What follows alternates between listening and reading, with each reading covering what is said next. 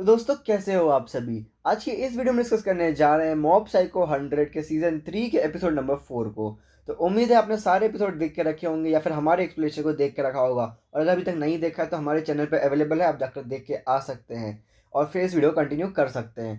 जिसने भी चैनल को सब्सक्राइब नहीं किया अभी तक, वो चैनल को सब्सक्राइब करके बेल आइकन पर क्लिक करके नोटिफिकेशन को ऑल पर कर दे, ताकि हमारी किसी वीडियो को मिस ना कर सके। बहुत हो गई बातें, हम चलते हमारी मेन वीडियो के अंदर इस इंट्रो के बाद।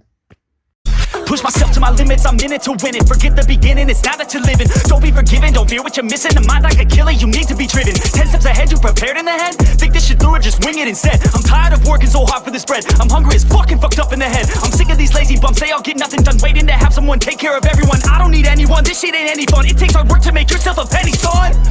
एपिसोड के स्टार्ट के अंदर हमें दिखाया जाता है कि जो मॉब है अपने स्कूल के अंदर जा रहा होता है और वहाँ का एनवायरनमेंट थोड़ा सा अलग होता है। वहाँ पर उसको मिज़ातो दिखाई देती है, जिससे वो पूछता है कि कल वो क्यों नहीं आई थी।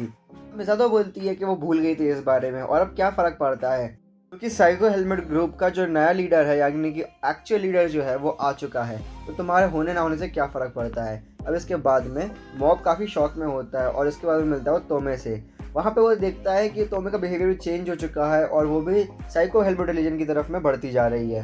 तो काफ़ी अजीब लगता है और वो जाता है रेगन के पास में, जहाँ पर वो लोग डिस्कस कर रहे होते हैं उस वीडियो को, क्योंकि उस वीडियो पर 2 मिलियन व्यूज़ आ चुके हैं और अभी तक मॉब को समझ में नहीं आ रहा है कि ये कौन नया बंदा है। और जब उसने पावर्स देखी तो वो ब्रोकली उगा पा रहा था वहाँ से। फिर रेगन बोलता है कि तुम्हारे लिए कुछ काम है, क्योंकि यहाँ पे जो बिल्डिंग्स है उनकी बिल्डिंग का जो स्ट्रक्चर वो टूटता जा रहा है और इसका कॉज है रूट्स। और मैंने देखा तो ये रूट्स कुछ अलग टाइप की थी। ये रूट्स उन्हीं रूट से मिल रही थी जिनको हमने लास्ट टाइम में एक्सरसाइज किया था। वो मॉब को बोलता है कि वह उसकी मदद करे और वो लोग साथ में जा रहे होते हैं डिवाइन ट्री की तरफ में, क्योंकि उनको लग रहा होता है कि डिवाइन ट्री ही इस सब का रीज़न है। और फिर ये भी बोलता है रेगन कि जो डिवाइन ट्री है वो भी उन्हीं की गलती के कारण हुआ था, तो उनको कुछ ना कुछ तो करना चाहिए उस पेड़ के बारे में।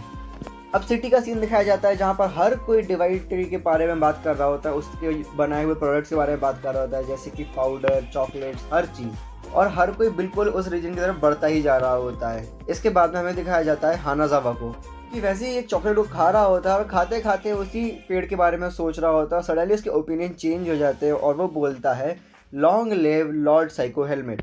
ये बोलने के बाद में वो वॉमिट करता है उसी चॉकलेट को और मन में सोच लेता है कि ये ब्रेन वॉशिंग चॉकलेट्स थी। इसके बाद में वो सीधे बाहर निकलता है और उस पेड़ की तरफ बढ़ने लग जाता है, क्योंकि उसको मारना होता है जिस किसी ने भी ये हरकत करी है। वो पेड़ के टॉप पर जाता है और सीधे बोलता है कि मैं इस पेड़ के अंदर होल करने वाला हूँ, तो बुरा मत मानना। वो पेड़ के अंदर होल करता है और उसका बैरियर इतना स्ट्रांग होता है जो अपना हानाजावा है वो कुछ नहीं कर पाता है। लेकिन सडनली पेड़ के अंदर से कुछ वाइन्स बाहर आती हैं और उसको पकड़ के अंदर खींच लेती हैं। जब वो अंदर जाता है तो वहाँ पर मॉब जो दिखने वाले एक लड़के से मिलता है, जिसको वो पहले मॉब समझता है, पर वो समझ जाता है कि ये मॉब नहीं है। इसके बाद में जब वो उससे पूछता है कि तुम कौन हो, तो वो बोलता है कि मैं गॉड हूँ ऑब्वियसली। इसके बाद में जो हानाजावा है वो फिर से शांत हो जाता है और उसके सामने झुक जाता है। लेकिन सडनली इसको फिर से रियलाइज़ होता है कि ये फिर से ब्रेन वॉश कर रहा है मुझे, तो वो उठता है और फाइट करना शुरू कर देता है। अब इसके बाद में हानाजावा बहुत फाइट करता है उसके ब्रेन वॉश के अगेंस्ट में और उसको मारने की पूरी कोशिश करता है। हानाजावा उसके टुकड़े टुकड़े कर देता है, लेकिन जैसे वो रीग्रो करता है, जो हानाजावा होता है वो काफ़ी ज़्यादा शॉक में होता है और उसको समझ में नहीं आ रहा होता कि ये क्या हो रहा है यहाँ पर। इसके बाद में सीन चेंज होता है और हमें दिखाया जाता है किशी को, जो कि प्लांट शॉप में काम कर रहा होता है। वो सडनली नोटिस करता है कि जो सारे प्लांट्स हैं वो सूखने लग गए हैं और उनमें कुछ ना कुछ प्रॉब्लम आ रही है। जिसके बाद उसका ओनर बोलता है कि रेस्ट कर लो। जब वो ओनर को ये चीज़ बताता है तो ओनर उसको फिर से फोर्स करता है कि रेस्ट कर लो। जब वो बाहर जाता है एक वेंडिंग मशीन के पास में, वो देखता है कि ज़मीन में लगे हुए पौधे भी सूखते जा रहे हैं, तो वो समझने की कोशिश करता है। सडनली वहाँ से एक रूट बाहर आती है जिसको वो खींचने की कोशिश करता है और अपनी साइकिक एनर्जी से उस प्लांट को सिग्नल करने की कोशिश करता है कि वो सारी सिटी के प्लांट्स की एनर्जी को ना खींचे। अब इसके बाद में जैसे वो ऐसा करने की कोशिश करता है, मिनेगिशी बेहोश हो जाता है और हमें वापस से दिखाया जाता है हानाजावा के पास में, जो पहचान चुका होता है कि जो नकली मॉब है वो कौन है। वो असल में डिम्पल होता है, जो कि सब लोगों के ऊपर रूल करने की कोशिश कर रहा होता है। और वो बोलता है कि उसने साइको हेलमेट ग्रुप के लीडर का सिंबल के फॉर्म में आकर, यानी कि मॉब के फॉर्म में आकर उसने सभी के ऊपर रूल कर लिया है और उसकी ब्रेन वॉशिंग पावर से पूरी सिटी उसको प्रेज कर रही है और सब लोग उसको गॉड समझ रहे हैं। अब हानाजावा बोलता है कि मैं तुम्हें एक्सरसाइज करने वाला हूँ, क्योंकि तुम्हारे लिए और कोई सोल्यूशन बचा नहीं है मेरे पास में। और वो बोलता है कि मैं कागेयामा यानी कि अपने मॉब को बोल दूंगा, तुम्हें आफ्टर लाइफ में भेज देता मैंने। इसके बाद में मॉब और रेगिन को दिखाया जाता है उस पेड़ की तरफ जाते हुए, रेगन बोलता है कि मेरा प्लान है कि तुम उस पेड़ को हवा में उड़ाओगे और हम उसको ओशन में ड्रॉप कर देंगे, जिसके बाद में सब कुछ ठीक हो जाएगा। अब इसके बाद में रेगन पूछता है कि तुम ऐसा कर पाओगे क्या। तो मॉब बोलता है मुझे हेल्प चाहिए होगी। तब रेगन बोलता है सरीजावा तो अपने नाइट स्कूल में होगा, तो हम क्या करें। मॉब बोलता है कि रित्सु अभी स्कूल में होगा क्योंकि उसकी काउंसिल मीटिंग चल रही होती है, तो वो दोनों वहाँ चले जाते हैं रित्सु से मिलने के लिए। अब वो लोग रित्सु को अपना प्लान बताते हैं और रित्सु थोड़ा सा नर्वस हो जाता है। इसके बाद में जो रित्सु होता है वो आसपास नोटिस कर रहा होता है कि सभी लोग उस डिवाइन ट्री के बारे में कुछ ज़्यादा ही बात करने लग गए हैं। तब जो मॉब होता है वो रित्सु को पूछता है कि क्या हुआ है। अब रित्सु बोलता है कि कुछ नहीं हुआ है। तभी इसको याद आता है कि काउंसिल मीटिंग के अंदर भी जो 90% लोग थे वो लोग उस पेड़ की साइड ले रहे थे और वो लोग बोल रहे थे कि हमें प्रेयर करनी चाहिए उस डिवाइन ट्री से, जहाँ पर सिर्फ रित्सु और एक और पर्सन था जिसने उसको अवॉइड करने की बात करी थी। जब रित्सु घर वापस आ रहा था तब उसको एक चॉकलेट ऑफर की गई थी काउंसिल प्रेसिडेंट के हाथों। अब रित्सु जो होता है वो पूछता है कि तुम्हें अजीब नहीं लगेगा कि इतने सारे फॉलोअर्स वाले ग्रुप को अगर हम डिवाइन ट्री गायब करवा देंगे तो कैसा लगेगा। तो वो लोग बोलते हैं कि अब हमें पता नहीं। तो रेगन बोलता है कि एक काम करते हैं, हम लोग जल्दी से गायब करके भाग जाते हैं वहाँ से ताकि किसी को पता ना चले। इसके बाद में रित्सु वो चॉकलेट को खोलता है और बाकी लोगों को भी ऑफर करता है। बाकी लोग खाते नहीं हैं, यानी कि रेगन और मॉब खाते नहीं हैं और रित्सु खा लेता है। रित्सु का बिहेवियर चेंज हो जाता है और रित्सु बोलता है कि मैं तुम्हें एक जगह पर लेके चलता हूँ, जहाँ पर वो उन दोनों को लेके जाता है सिटी हॉल मीटिंग के लिए।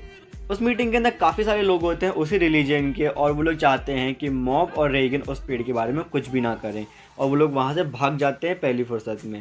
इसके बाद में जहाँ पे वो रुकते हैं वहाँ पे भी जो लोग होते हैं वो लोग यही बोल रहे थे उस पेड़ को कुछ भी मत करना, तुम्हें कुछ नहीं करना होगा उस पेड़ को। अब जो मॉब होता है और रेगन होते हैं वो दोनों तो वहाँ से भागने लग जाते हैं जब तक उनको खाली जगह नहीं मिल जाती है, लेकिन कोई ना कुछ ना कुछ बोलने लग जाता है। इसके बाद में जो अपना रेगन होता है वो बोलता है कि रित्सु शायद से ब्रेन वॉश हुआ था, मुझे नहीं पता कैसे, लेकिन उसको किया गया था।